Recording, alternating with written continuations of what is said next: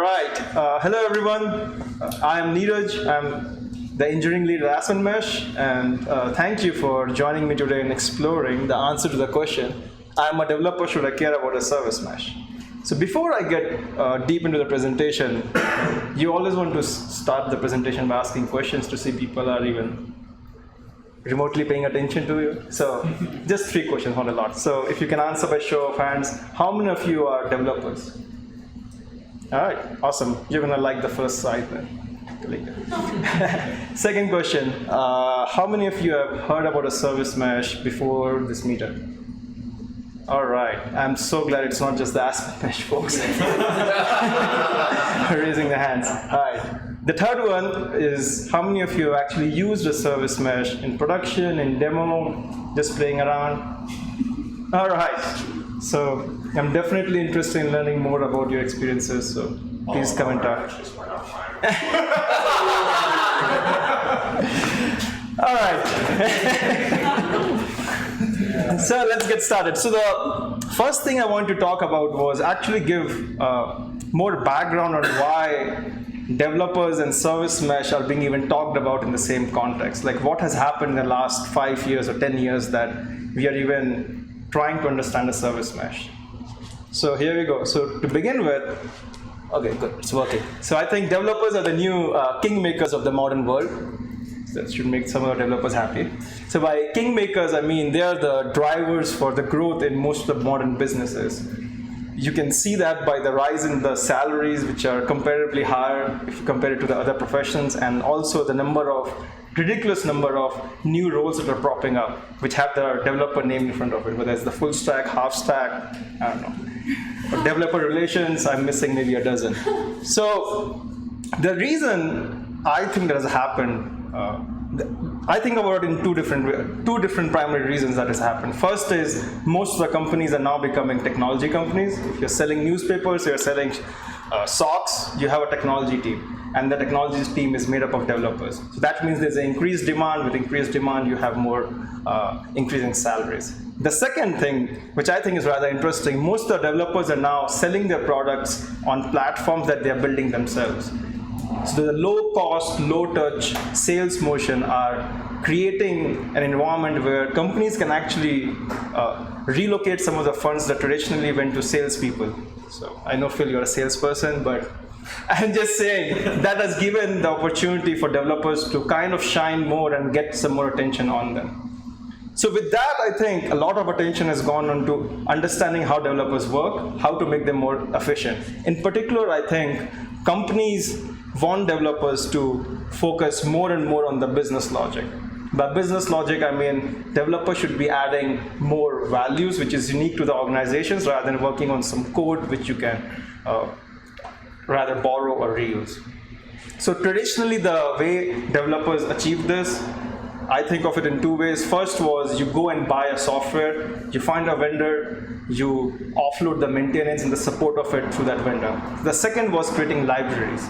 So that has been one of the great value adds that developers do. We create libraries which you want to share across applications. You want to keep reusing the code. So that is where I think in the last 5 years things have shifted. So we have gone from monoliths to microservices. So we have monoliths which are made of a single programming language most probably, and you had libraries which you wrote. Those libraries could be shared across other monolith applications because most of the time it was a single language shop. Now you've broken them apart into microservices. These microservices are great for scalability, for reliability, but you write them in different languages. So because of this polyglot nature of microservices, if you're writing libraries, you have to write them across different languages. Secondly, if you want some uniformity across them, I've done that a couple of times in my life. It's a pain to get all the libraries up to the same level, to have uniformity in metrics or anything like that. Secondly, from the operations point of view, if I was an operator and I'm used to monoliths, I would place a security device in front of it and I will call it my environment is secure. Now you go to microservices, you can't really do that. Maybe that is good for securing the perimeter, but the communication between those microservices is not secure. So again, you go back to the application developer and say, hey, can you write some more code to make it more secure? So if you think about it in that context, I think Microservices helps developers, it helps agility, but at the same time, from the operational and manageability point of view, developers have taken on more code than they want. They have taken on the maintenance nightmare if you do the library model of different languages, and they're adding more security and management sort of things, which really you don't want to do. So this is the problem which I think a service mesh is designed to solve. So a service mesh is a transparent infrastructure layer that can manage and handle communication between microservices. So as part of managing the communication, it enables the developers to offload some of the application logic into the infrastructure layer. And at the same time, it allows the operators to work independently of the developer cycles. So this is what I like to call, so if somebody comes and asks me what is the most important benefit of a service mesh, for me it's the decoupling between the operators and the developers. Being able to both work independently and not saying that they shouldn't talk to each other, because I have been in both the roles and neither of them want to talk to me.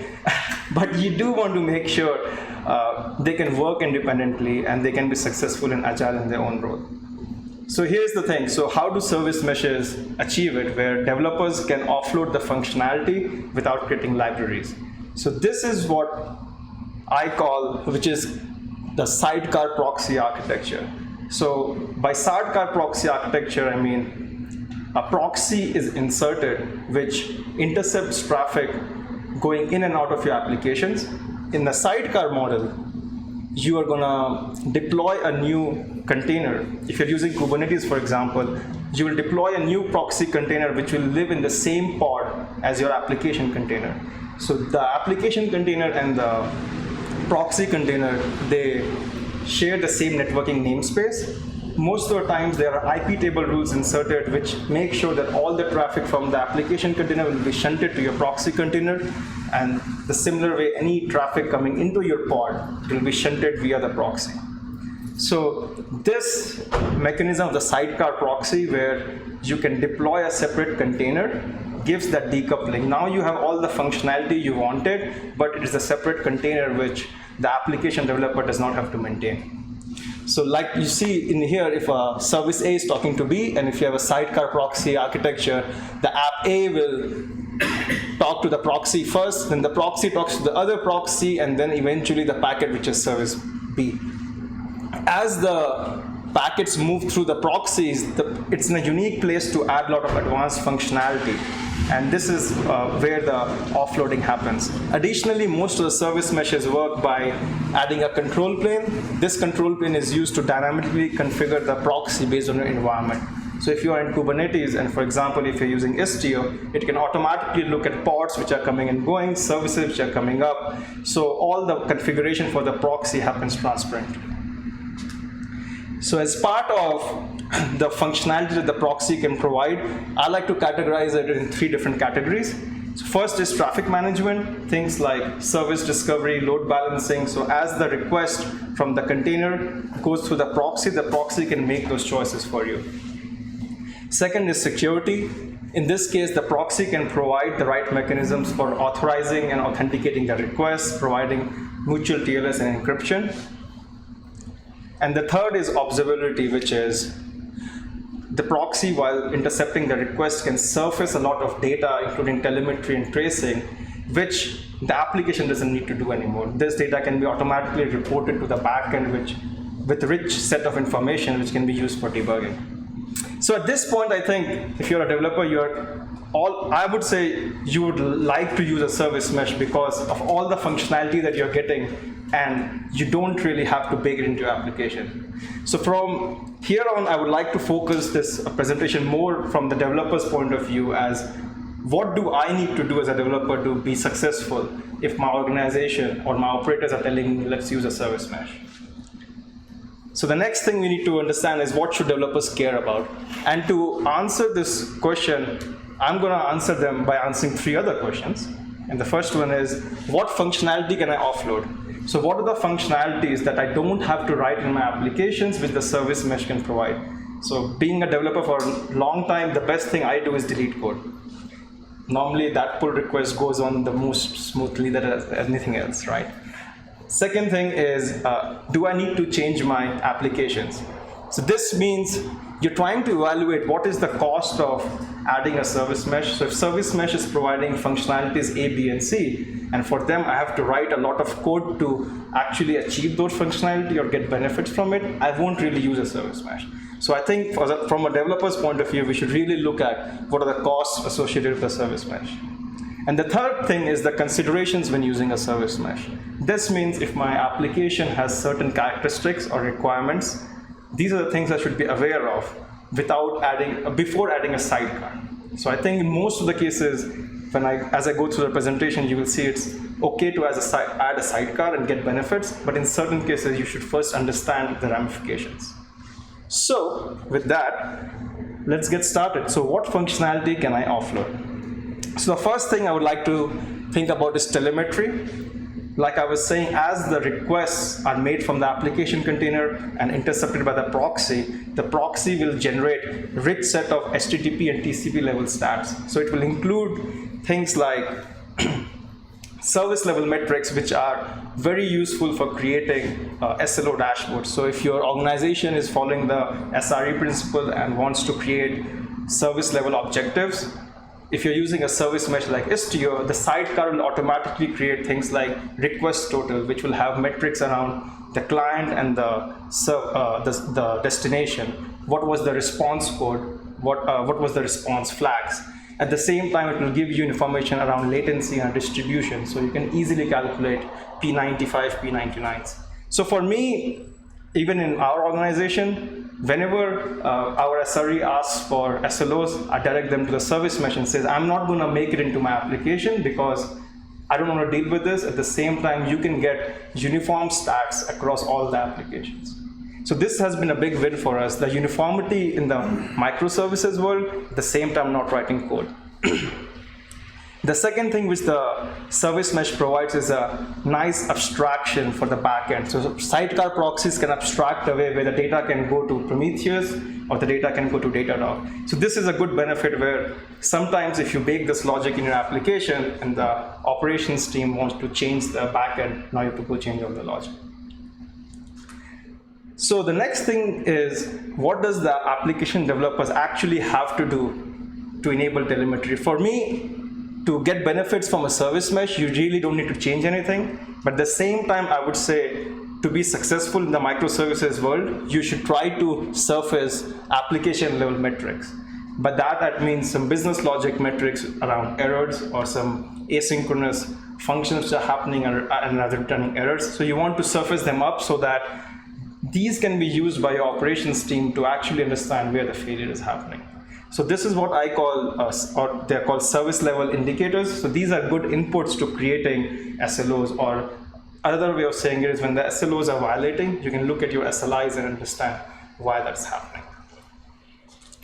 So the next thing, which I think is a really good benefit out of a service mesh, which application developers can offload, is mutual TLS.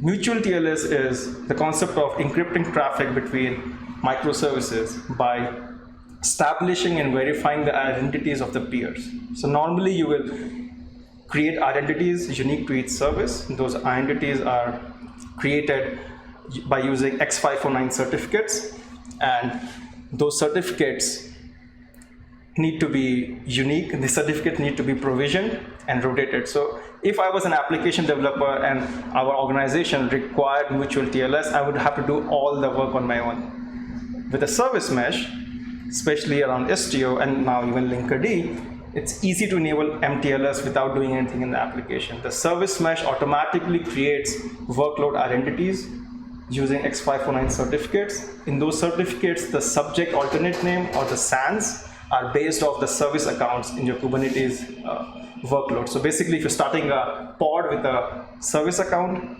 that pod will get a certificate as an identity where the SAN will be based off the service account.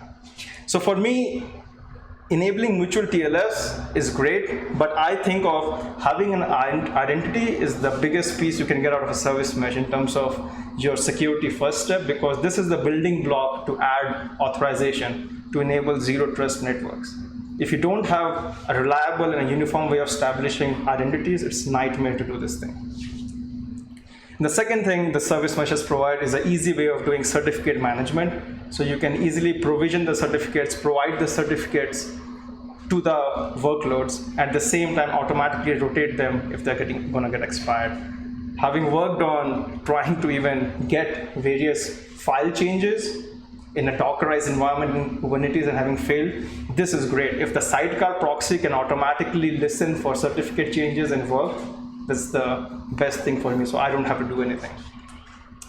So as an application developer, if you are using mutual TLS functionality, for this, you don't really have to do anything in your application. There's a lot of reduced complexity because you're no longer requiring to use an SSL library.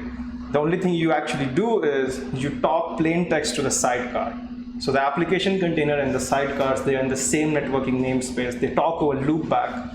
So the application container will talk plain text to the sidecar proxy. The sidecar proxy is going to encrypt the traffic, send it over the other sidecar. The other sidecar in the other service decrypts it and then sends it along to the service. So all of this happens transparently.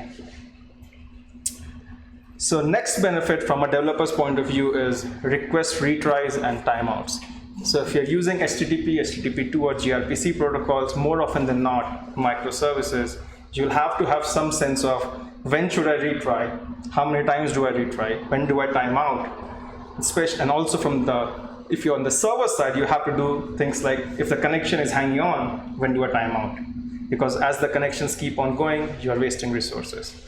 So with a service mesh, you can move all this logic from application to a configuration. So it enables you to have service level request retries and timeouts configured based on paths, based on HTTP headers, your host.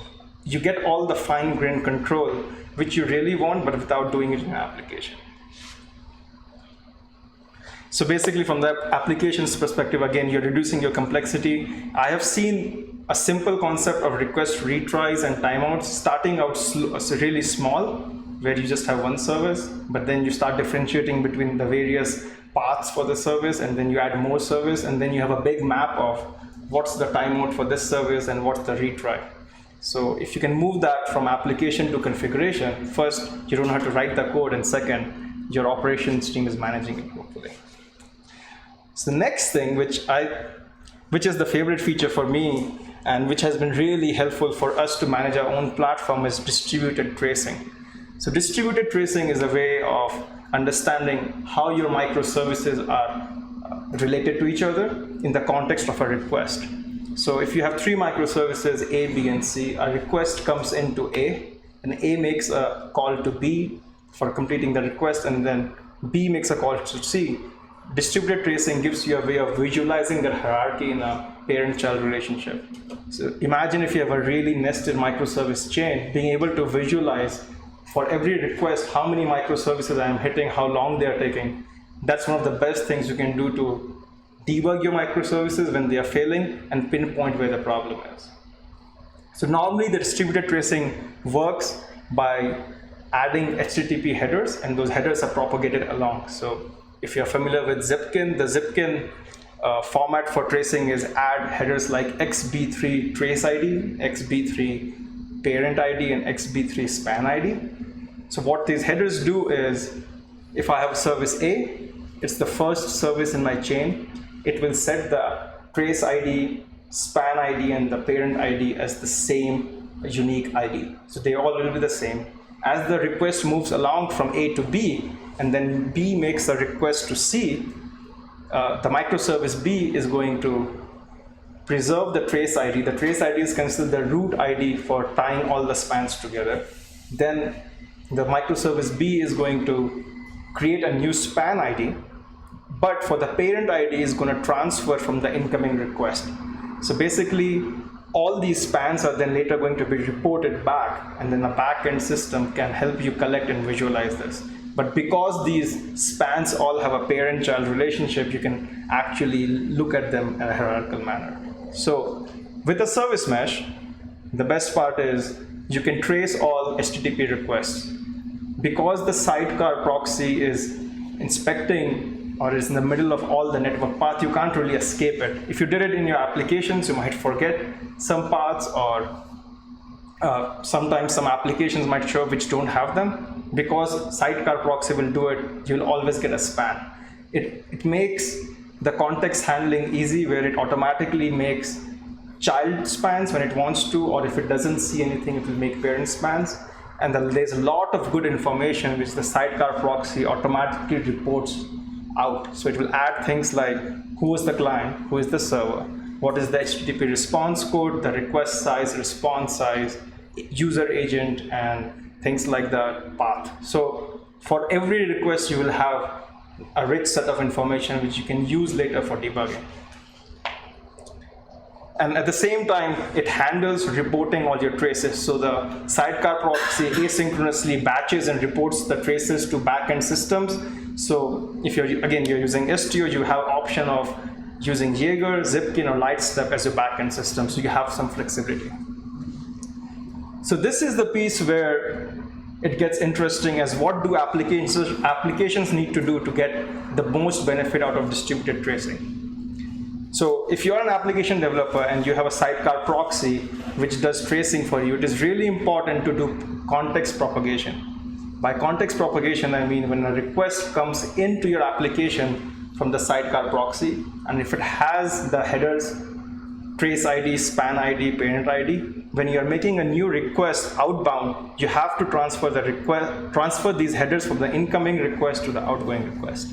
So if you don't do the transfer of headers, what happens is the Sidecar proxy sees a new request, but it does not have any of the headers, so it tries to create a root span again. So what ends up happening is you only see traces which have 2 spans. That for me is okay, but it's mostly useless. You can get that information from logging. The beauty of tracing is when you have microservices which are 10 levels deep to see that relationship.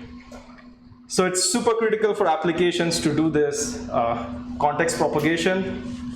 I have added a link there to a blog I wrote which explains in details the various options you have for doing context propagation. You can use some libraries to do it, or you can just copy the headers over. I always recommend using open tracing libraries. And the reason is, most of the time, you don't only want network spans, but you also want application level spans. So imagine in your application when a request comes in, you're holding some log. You might want to profile for how much time I've taken the log. So if you can add the application spans for some of the business logic, you get a better picture of what's going on. So, and if you are doing the context propagation using libraries, those libraries make it easy to create new spans. So that's my recommendation to developers. If your organization wants to use a service mesh for distributed tracing, make sure you do context propagation. And if you're doing context propagation, make sure you use some libraries. Additionally, this is similar to the telemetry piece of the equation, where the more information you can provide when there are failures in your system, it will be easier for operators to understand where the problem is and contact the right developer team. So most of us don't want to be bothered if you don't have to be. So that's why adding more information is always useful.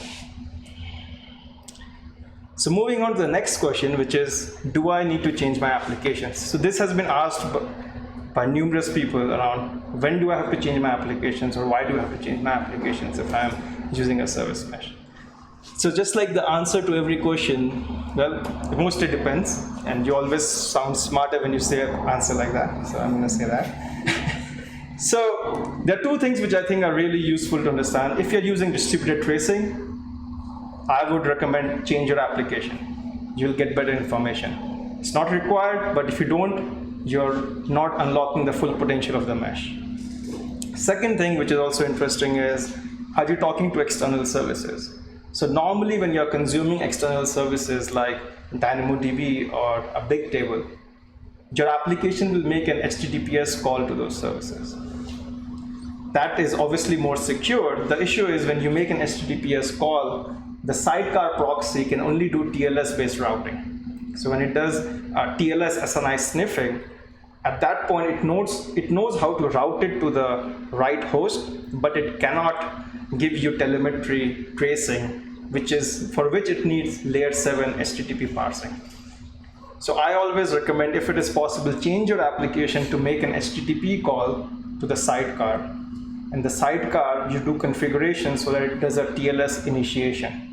So the eventual request which goes out to the external service is still encrypted, but the sidecar can generate all the awesome telemetry tracing, and you can use the configuration to control what services you talk to. So this is a bit nuanced. Most of the time when people start, they always use HTTPS, but I think it's okay to migrate, so you get more information.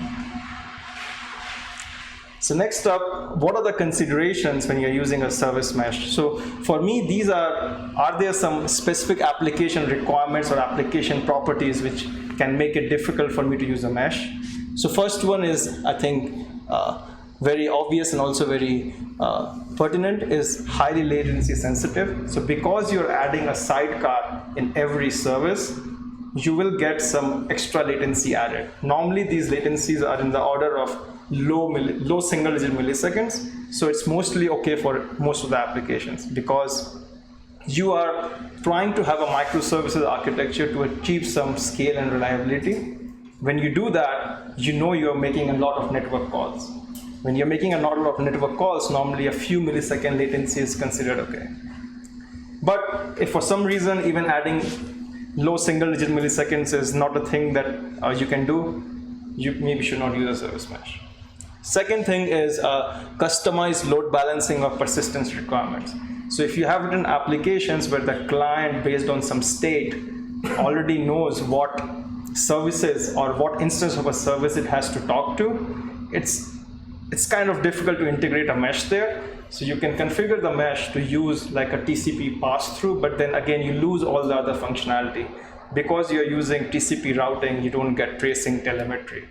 So, and additionally, you have to make sure you configure it correctly so that the sidecar proxy does not load balance the request again.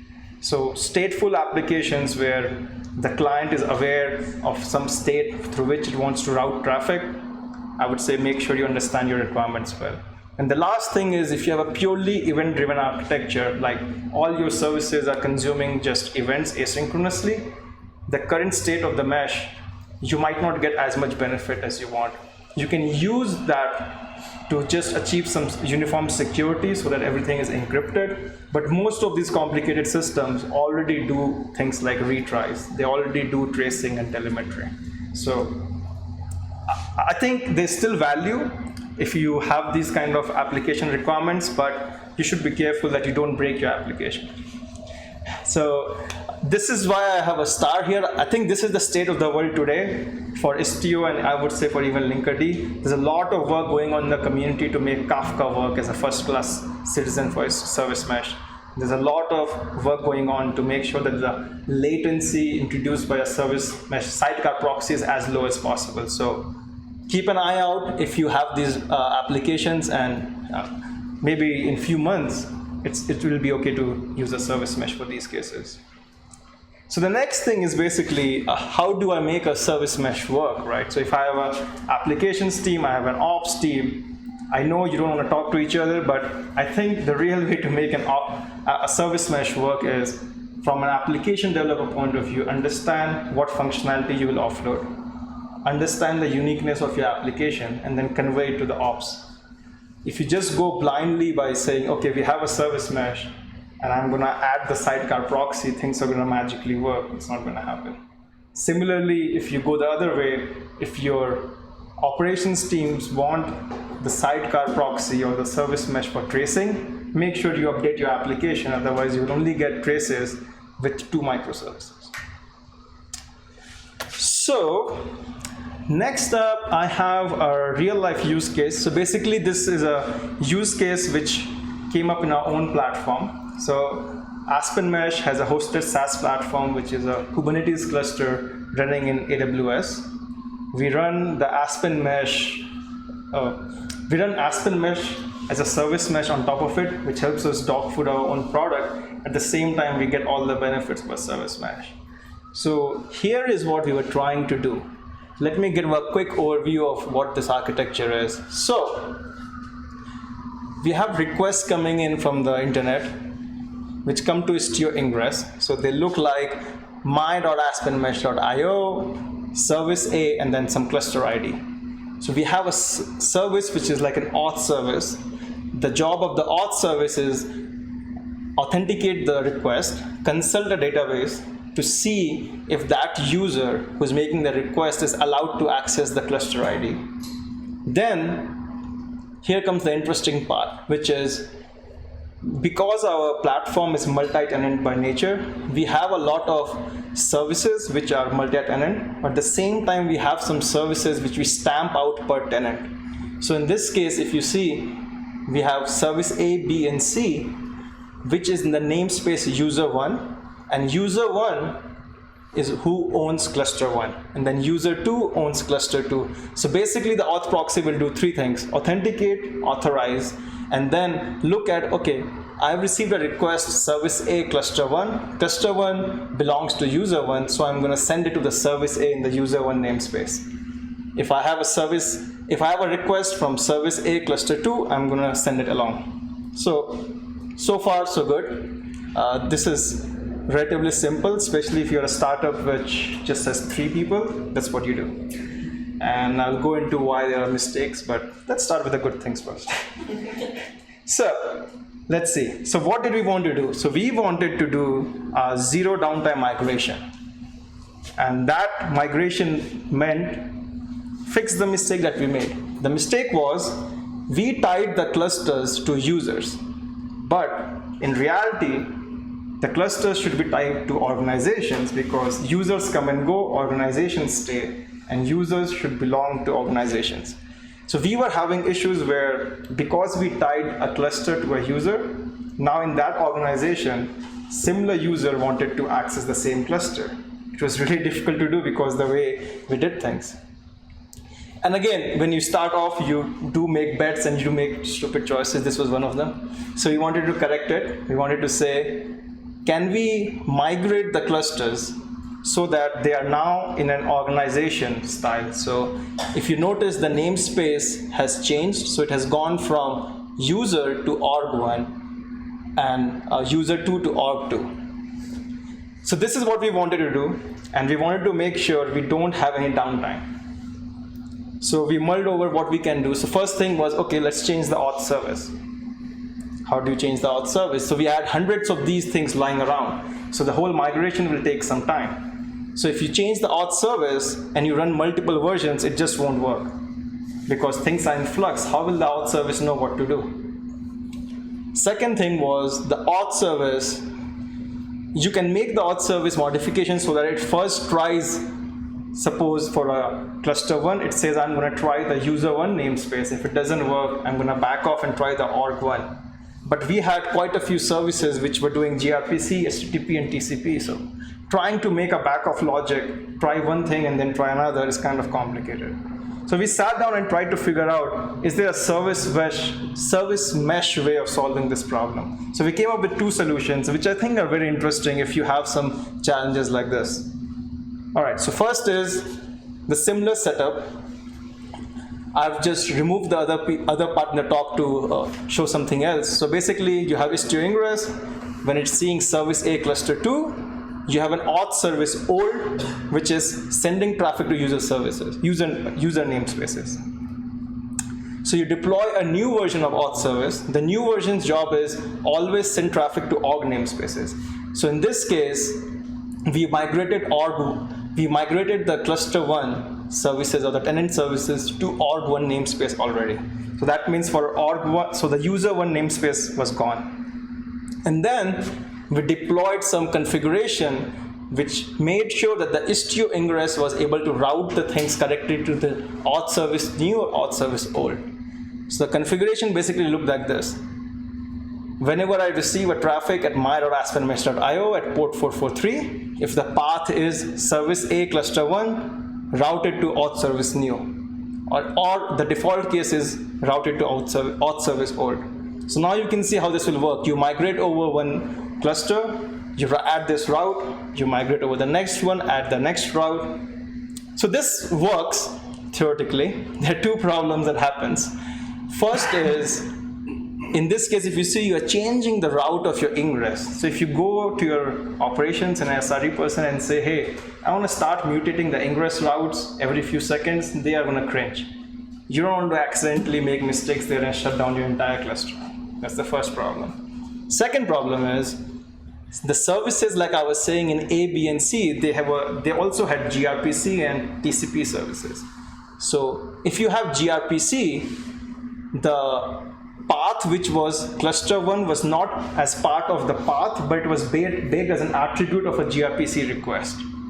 So that path-based routing only worked for HTTP. It broke down for TCP and gRPC. So theoretically this works if we just have HTTP. So we wanted to find a better solution which didn't destroy our ingress, and second, it works for other protocols.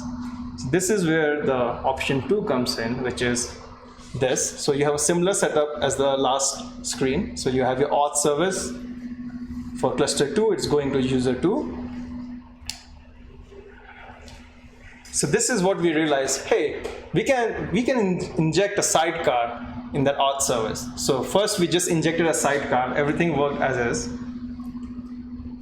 Next, we migrated over the user 1 cluster to namespace org1, and then added some service mesh configuration which enabled the Envoy proxy in the sidecar to route it to the right place. So basically what this configuration looked like was, whenever auth service makes a request to the host service a.user1.service.cluster.local, route it to the destination service a org1. So in this case, I didn't even have to deploy a new version of auth service.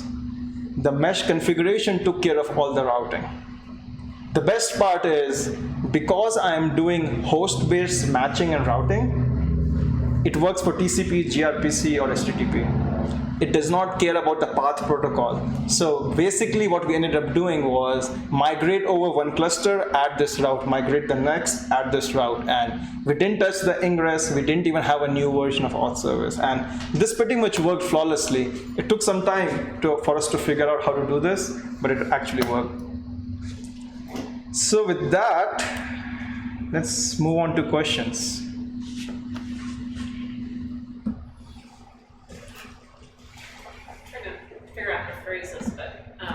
While you were talking, you have been constantly referring to, your ops team that had a moment of panic because we have a DevOps team, but a lot of what we do with them is like self-service. Like they set up things for us and then we do the work. So we've already started as application developers trying to balance knowing the application and the business logic and trying to do all the ops stuff on our own. And so I'm a little wary about throwing more at my team and saying well, now you need to know how to configure all the parts of the sidecar. Does that seem like it'd be, we haven't moved that direction yet into NAT mesh? Is that a huge red flag? So let me just repeat the question. So basically, if you have a DevOps team where the developers kind of do the work for the operations, if I move some of the functionality from the app to the service mesh, I have to now learn how to configure it correctly. Yeah, asking application developers to also maintain.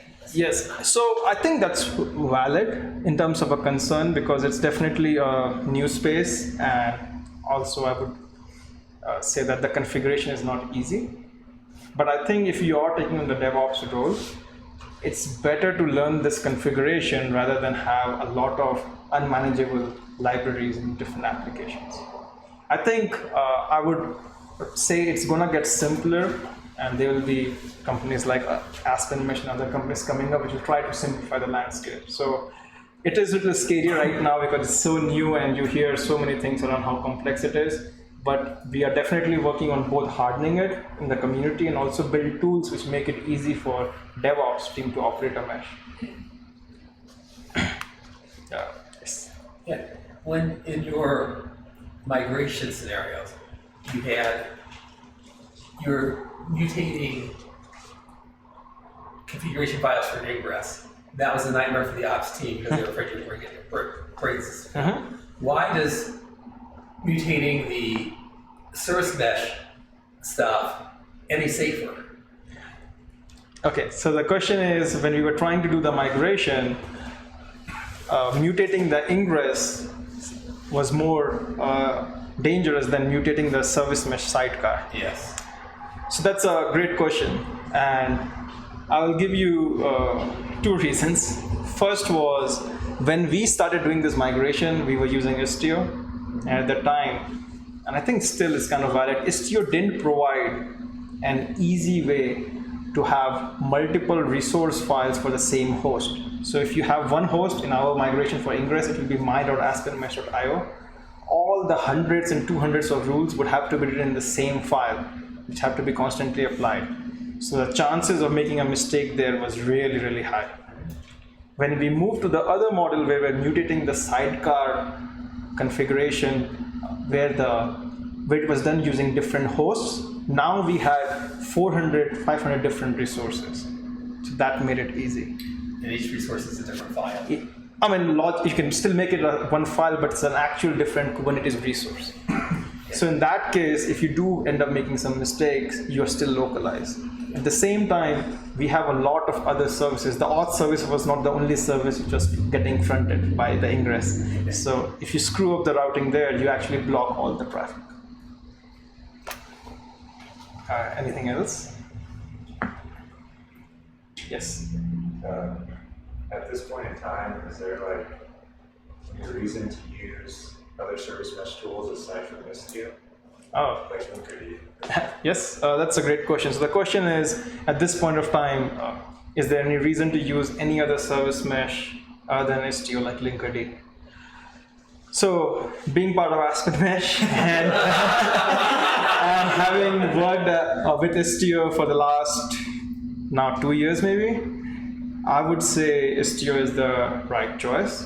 But I would not say just that because I like it. I think you should look at what is the requirement from your platform and application point of view, and then evaluate which of these meshes will give you that functionality, and at the same time, what is your roadmap. So if you should look at your current subset of functionality and look at where you want to go. And I think if both of them from the functionality point of view achieve them, then you go to the next level, you can evaluate the performance. Then you go to the next level, which is ease of use. So it's really hard for me to just say pick one, but pick Istio. But I think you should look at your use case. Anything else? Did you mention anything about DNS? Are there some DNS tools as well, so that my application doesn't have to manage configurations for development and QA and prod, for other host names and URLs is kind of a common thing in finding configuration files. Interesting. So the question is are there any tools for DNS so my applications don't have to manage different URLs for staging production? So that's an interesting one because at some point your application needs to reach out to some other service. So it needs to know the address of that service, right? You're not doing the DNS piece, if you're using Kubernetes, is already handled. But if you want to switch between production, staging, or some other kind of service in your cluster, I think either you provide those as config options, like I'm probably sure you're doing to your application, or you can have something like header-based routing where you can say, if you inject this special header, then you can have a service mesh configuration which can route, instead of going to the production, it will go to the staging. How does it route now? When I say instead of HTTPS, I say HTTP Salesforce.dev. Yeah. Whatever. How does the sidecar know to go to HTTPS Salesforce? Does it apply an S difference? So basically, let me repeat the question. So the question is, how does the service mesh know currently when I'm talking HTTP to Salesforce to automatically upgrade it? It is not automatic. You have to explicitly configure the sidecar and say, when you see that host name, do a TLS initiation, so do an upgrade. Even though you're receiving traffic for port 80, make a new connection and make a new HTTP request, which will get port 443, which will be encrypted. That's all it can do is change and add an S? No, it can do a lot of things. Can it map just the host name Salesforce, not top levels of manage, just Salesforce? No, it can do it for TLDs also. Sounds like it's doing DNS then. I won't say it is doing DNS though. We can talk more in details. In my opinion, this is basically route host matching and correspondingly. Well, if you can configure that in your service plane, then it seems like per environment, then that's all I really want. If they're different environment, then yeah, that's exactly what you need to do. Anything else? You said something about, I'm trying to word it, that you should if you want to have those trace IDs, should use a library. Even when you have a service mesh, or even when you have a service mesh, I didn't understand why you do both. It seems like one would do. They do the same job. That's a great question. The question is, even if I have a service mesh, why should I use libraries in my application to do context propagation? So the reason is the service mesh sidecar proxy will create those IDs for you. Then those IDs will pass on to the application as HTTP headers. But then when the application is trying to make a new request in the same context, if it doesn't transfer the same headers, Proxy doesn't know that these two requests are linked. You have to link your incoming request and the outgoing request. Your application does have to do that much. Yeah. Your application has to do that much. And I was just suggesting you can take the approach of just copying the headers from one to the other. But if you are updating your application, use a open tracing library. That way, going forward, you can actually add more spans which are applicable for business logic in your application. You mentioned Jaeger. Jaeger, that's what we use. We use Jaeger libraries, and normally you will use Jaeger as a backend system, but you will use open tracing APIs. So open tracing is a standard format which abstracts away the backend. So that way you use open tracing libraries, where in future, if you have to replace Jaeger with Zipkin, you can still do that. One more question. All right, last question. Please. Would it be seen as problematic to have like a mixed environment where half of your namespaces are receiving Istio injection and the other half are just not using anything out of that part of that service mesh? So the question is, do you think it will be problematic if half of your services are within the mesh and half your services are not? Not at all. So I can speak for Istio. I won't speak for Linkerd right now because I don't know where they are at. So Istio was specifically built for incremental adoption. We all know we have brownfield applications. We all know there are services which you don't want to touch. So it is built for enable one thing at a time. You can then add the functionalities you want. You can enable encryption if you want, and slowly add more and more namespaces. So the migration which I was saying, if you see these per tenant services, we didn't write them. These we were hosting some of the services. So we actually didn't even bother adding sidecars to them because they were just adding overhead, which we didn't want to do. So, and eventually at some point we might add them, but in our current platform, we don't have all applications using sidecar. So it's perfectly valid. And when that service plane goes down, then your sidecars just aren't getting new messages, but it's still just a function.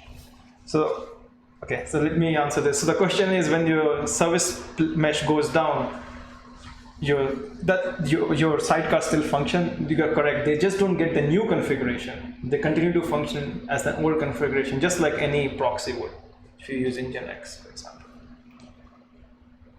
All right, thank you. And if you have further questions, I'm happy to talk. Yeah, thank you very much.